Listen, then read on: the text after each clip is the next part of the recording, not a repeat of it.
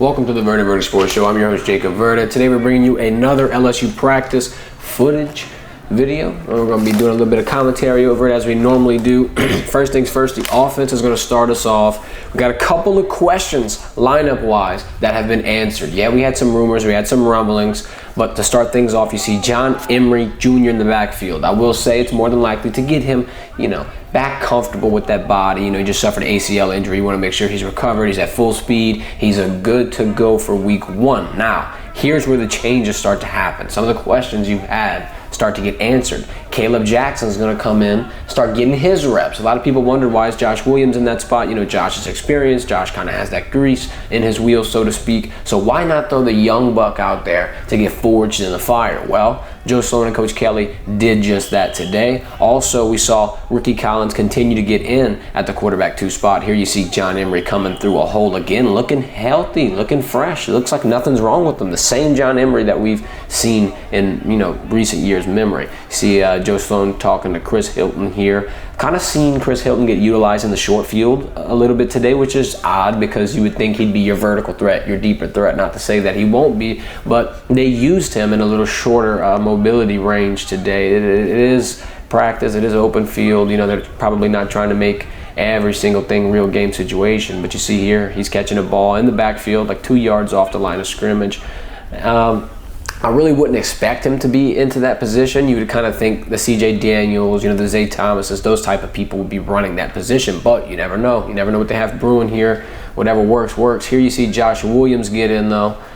Now, it doesn't seem to me that anyone's job is in question, or that anybody's job is under fire, so to speak. I think all these guys are going to get their reps. I think they're going to split them amongst the 3 running backs. The running back that's going to get the lesser of the carries is going to be Caleb Jackson, just because he's younger, just because you got to see what he's made of. You got 2 5-year backs. You're going to want to use them. You're going to want to see how they are on the field. You see Caleb Jackson getting his shine right now.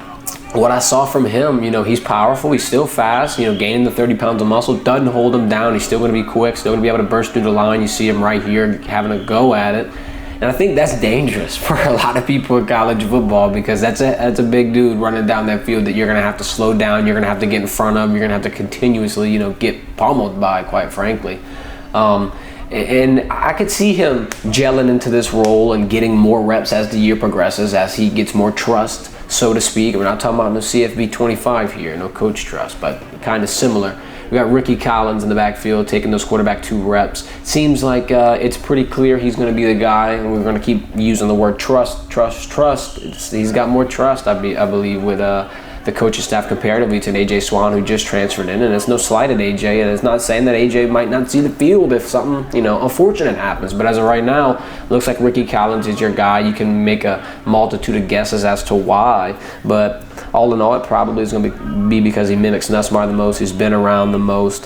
One thing I will make mention of, there was a period of offense and defense that happened toward the end, and you see Nussmeier attempt to pass to C.J. Daniels. It's a little bit off, a little bit. Nothing bad, nothing horrible, nothing to get worried about, but Coach Joe Sloan was holding us accountable. He goes up, gives him a little earful. He's like, come on, man, we need to get this ironed out, and, I feel like they're going to be able to do just that. Like I said, nothing to be worried about, but it is good to see that Joe Sloan standard getting pushed amongst everybody. Here you see him kind of directing a little bit with AJ Swan and just that group, that 3 group, if you will. But he's holding everyone accountable. Don't matter if you're a starter, don't matter if you're a backup, don't matter if you're a freshman, does not matter. Everything's the same across the board. Here you see Josh Williams running in and out, and a lot of people might get confused as to why Josh Williams is in that spot. I think it's because he's experienced. He doesn't have to keep going with the starters. He's been going with the starters. Let's get the younger guys, the newer guys, kind of in and get that chemistry, that camaraderie built. Here you see Blake Baker giving a little bit of pointers here on the defensive side of things, and you want to see Blake Baker always fine-tune, whether it be a freshman in Deshaun Spears, whether it be, Harold Perkins, which comes down the road in a few seconds. These guys all need to be able to get the tutelage. And I'm not saying that the defense is green, or I'm not saying that the defense knows nothing, but when you're in a transitional period from a brand new coordinator, brand new staff in its entirety as a whole, you're going to need to soak these moments up every single chance you get. Here you see Blake talking to Greg, and Harold, this one-on-one or two-on-one time, if you will, is very pivotal, especially with Harold Perkins changing, going inside the box. A lot of people scratching their head. A lot of people like, man, why is Harold Perkins not going to be rushing the quarterback? Why is he not going to play outside? Why are you not using him where he's best? Here's all I'm going to say. What if he has that Tyrann Mathieu potential, takes over an entire game, and he could be best in a hybrid role, or he could be best inside? What if he reads his keys? What if he's inside coverage, creating havoc all over the field, and he still gets to the quarterback? But you also get an extra defender. You also get an extra asset in coverage. You also get that mouthpiece area, the area where everyone is looking to, that Mike spot. Everyone needs to be, directed by that position. That's your quarterback, if you will, the defense. What other person to put than your best player in your defense? So I think that this could really work out.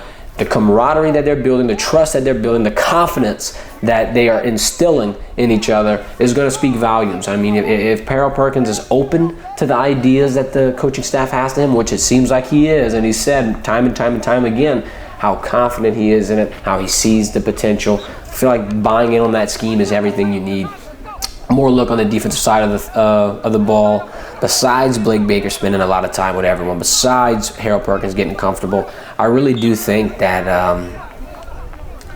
LSU has the potential to shock a lot of people with this defense. Just simply because going from 106 to 70 or to 50 would be a shock. I'm not going to say 70, but just getting inside a top ranking of the premier programs in college football would have a lot of people's heads spin, because last year you were a defense away from a national championship. So I feel like it's really, really close. The only thing you're going to have to utilize here is just getting that depth on the defensive back position really, really, really, in tune, if you will. Because we talked about how they're maybe, a little green, maybe a little inexperienced. This is the position group that's going to make that defense that. The defensive line has some studs on it that's been around for a while. So does the linebacker group. The secondary is really going to be that glaring red flag if you had to pick any. Now, do they have some pieces that are, veteran returning like players, and Major Burns, Sage Ryan? Yes, of course. You got Zy Alexander as well, rocking the number 14. Then you get a transfer in Jordan Gilbert, but where you start to kind of worry is when you start throwing Ashton Stamps, when you start throwing P.J. Woolen, even if Deshaun Spears. When you start throwing these guys out there, now you're going to have to really just rely on them being bought in, being, worked to a T in the offseason, because these moments right here are prepping them for game day. So if week one there's issues, we know where, it lied. And if week one it's successful, we know that the program, the coaching staff, and just the upward trajectory, it's going positive. There is a question that I would have with the defense. We're looking at the defensive line right now.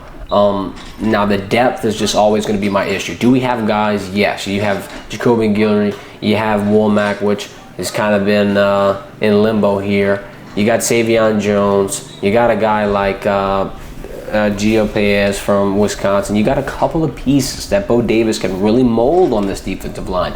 Issue's going to be depth. Issue's going to be, can these guys stay healthy? Can these guys all, contribute? Can they all stay on the field for as long as they're going to have to? Because there's not a lot of next men up. There could be some diamonds in the rough. There could be some names waiting to be, said, whether it be a Dominic McKinley or whether it just be someone young waiting to prove themselves. But prove themselves they must.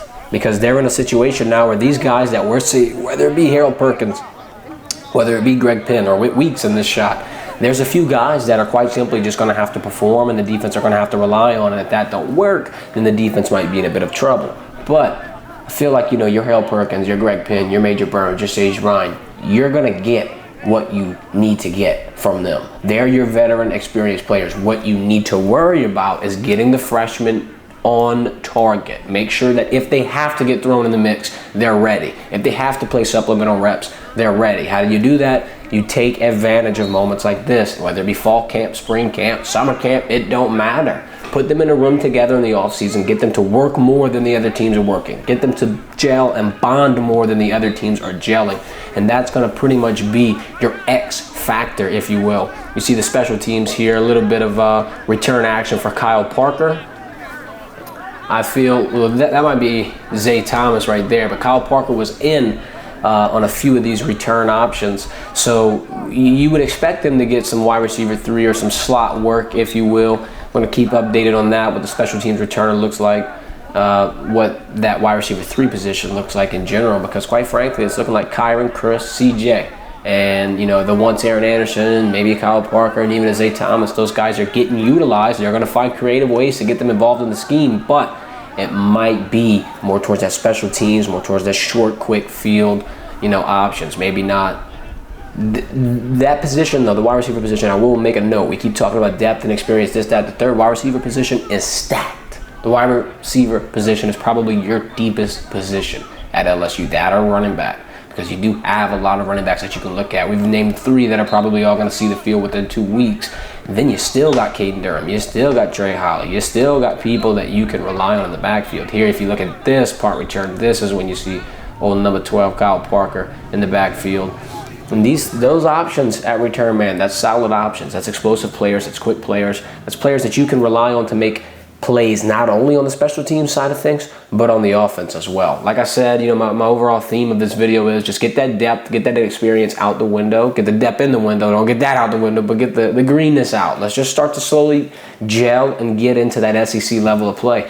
This is college football. You know, if you're a freshman, you were playing high school football last year, but you got to get that out your mind. You're an experienced veteran college football player now at LSU, and that's pretty much what it seems like they're trying to get across the board.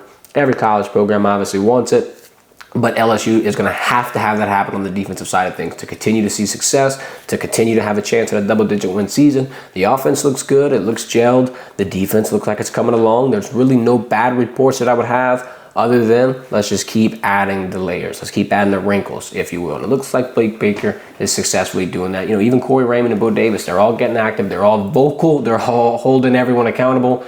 And it looks like they're responding pretty well, whether it be on the confidence side of things or just buying in. So we're going to have more LSU practice content coming for you. Our next practice video will be on Monday. And we're going to go live Monday, Wednesday, Friday at 11 a.m. breaking down all things LSU football. This has been the Verdin Verdict. I'm your host, Jacob Verdin.